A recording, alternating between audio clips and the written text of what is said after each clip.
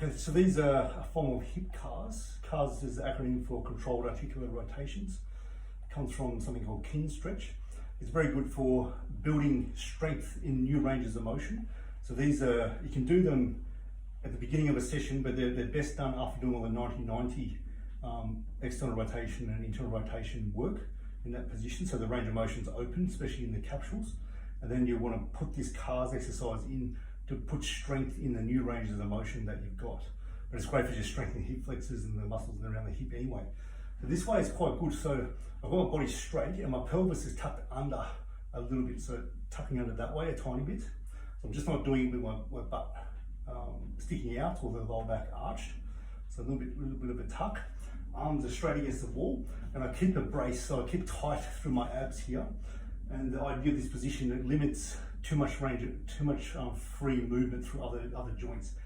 CARs aims to keep this hip CAR aims to keep the motion only through the hip joint, not even the pelvis rotating in any direction too. So I'll start off with a lunge position, hands against the wall, pushed against, braced here, pelvis staying level, so I'm not up on one side of the hip, I'm not tilted this way again. So I'll keep everything like that, and the hip doesn't move and the lower back doesn't move from this point on. So the first part is keeping it strong through the spine too.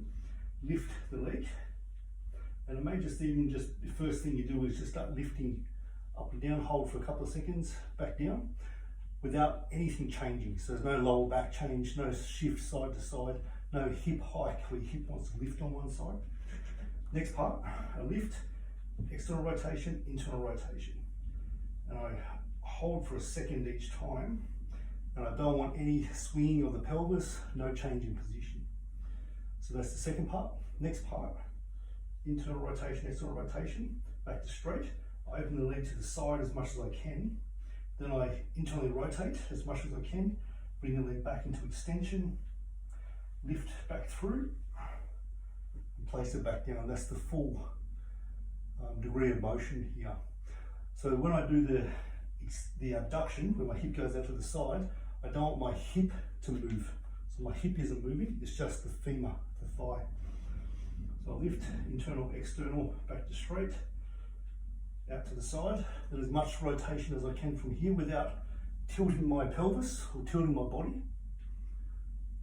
Back as far as I can with the legs. I'm trying to get my leg beyond the line of this leg here without leaning forward.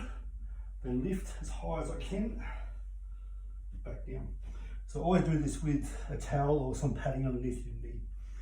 And 5 to 10 reps is really good each hip. Make sure you do both hips as well. This can be done every day, but 3 days a week will get really good benefits of itself.